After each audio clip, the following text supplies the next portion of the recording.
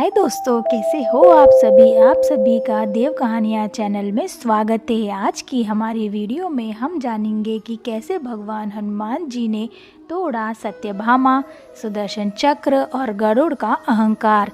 जी हाँ, गरुड़ देव भगवान विष्णु के वाहन हैं। वो इतने बलशाली हैं कि वो हाथियों को भी अपना भोजन बना लेते हैं, फिर भी उनका पेट नहीं भरता।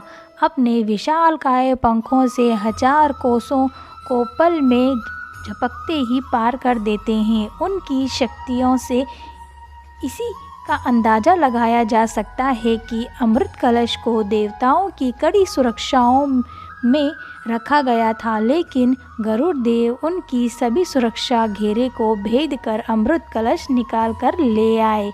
ऐसे गरुड़ देव को अहंकार हो गया था। आइए जानते हैं क्या है वो कहानी।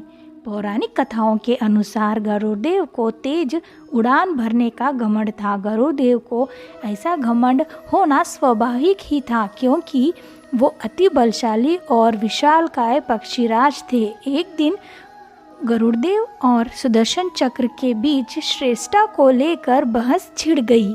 तभी गरुड़देव ने कहा, मैं सबसे तेज उड़ने वाला हूँ, मेरा मुकाबला कोई नहीं कर सकता।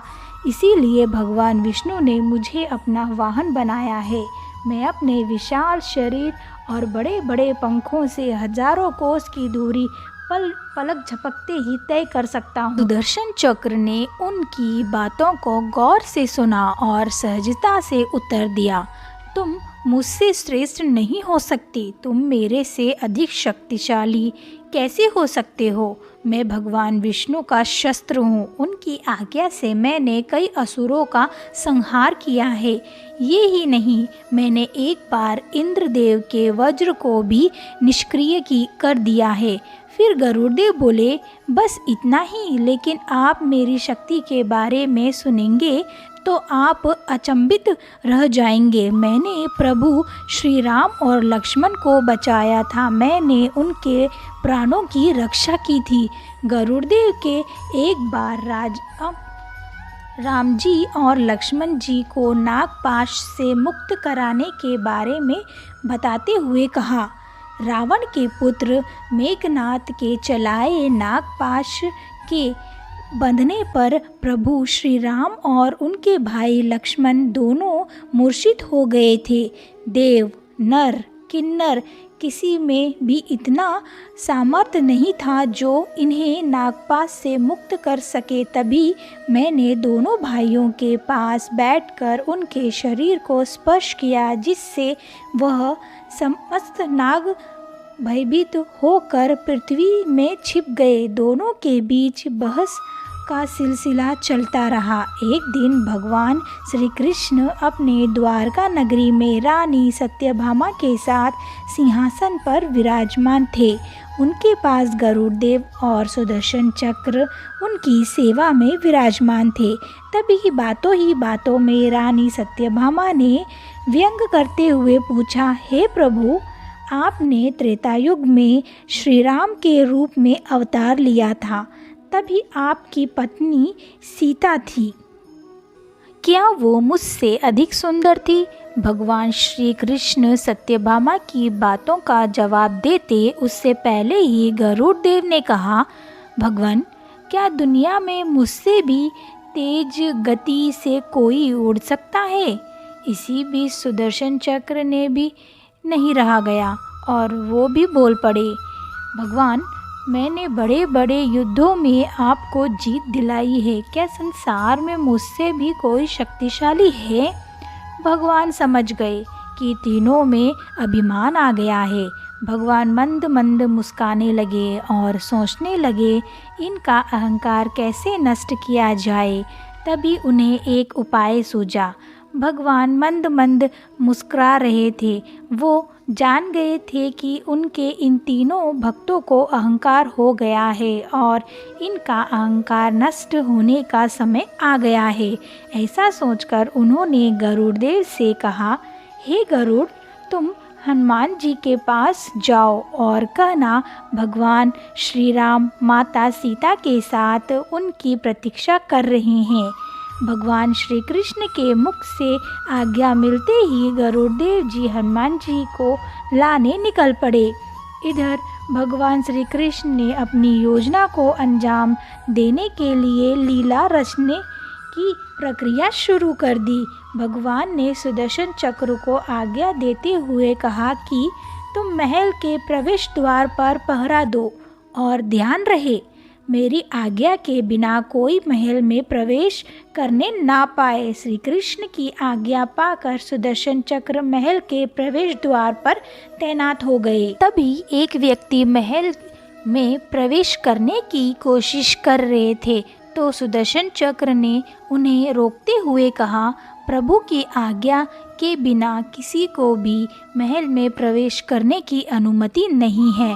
महल में श्री कृष्ण ने सत्यभामा से कहा कि देवी आप सीता माता के रूप में तैयार हो जाइए और भगवान स्वयं श्री कृष्ण ने प्रभु श्री राम का रूप धारण कर लिया। उधर गरुड़ देव हनुमान जी के पास पहुंचकर उनसे कहा, हे वानर श्रेष्ठ, भगवान राम माता सीता के साथ द्वारका में आपसे मिलने के लिए पधारे हैं। उन्होंने मुझे आपको बुलाकर लाने की आज्ञा दी है, अतः आप मेरे साथ चलिए।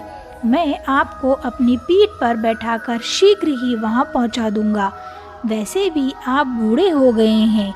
हनुमान जी ने बड़ी विनम्रता पूर्व गरुड़ देव से कहा कि बंधु आप चलिए, मैं आता हूँ।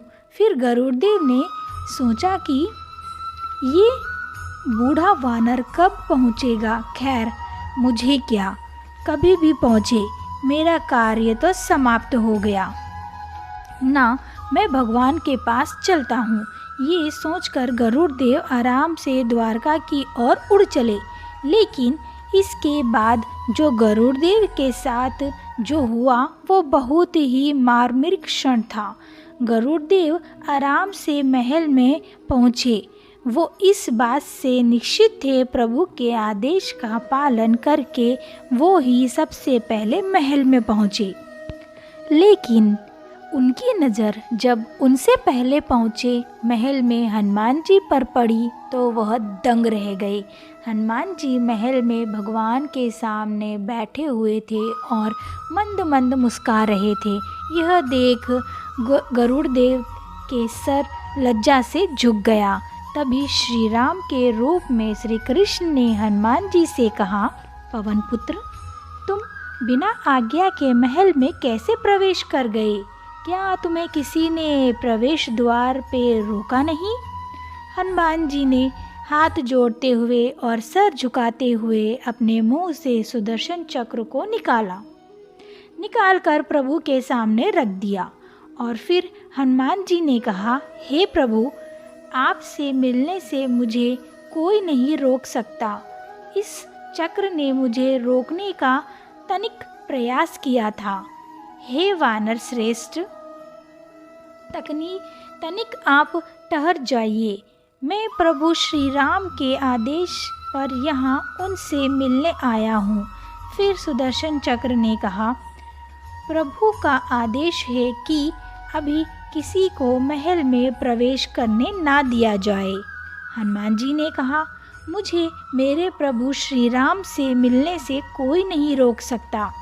फिर सुदर्शन चक्र ने कहा, हे वानर श्रेष्ठ, ऐसा दुस्साहस मत करो, तुम्हें मेरी शक्ति का आभास नहीं है। मैं सुदर्शन चक्र हूँ। मैंने बड़े बड़े अनेकों राक्षसों का वध किया है। हनुमान जी बोले, मैं आपसे विनती करता हूँ कि आप मुझे प्रभु श्री राम से मिलने के लिए जाने दीजिए।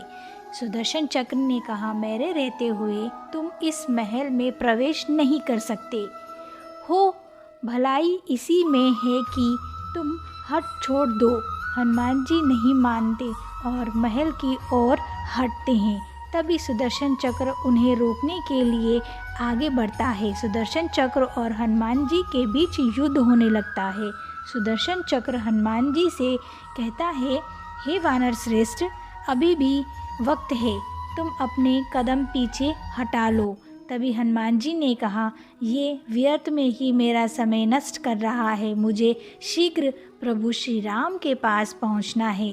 तभी उन्होंने अपना मुंह खोल दिया और सुदर्शन चक्र उनके मुंह में समा गया और उन्होंने अपना मुंह बंद कर लिया और फिर प्रभु से बोले, मुझे माफ़ कर दीजिए, इसी कारण मुझे सुदर्शन चक्र को मुंह में रख कर मैं आपसे मिलने आ गया, मुझे माफ़ कर दीजिए।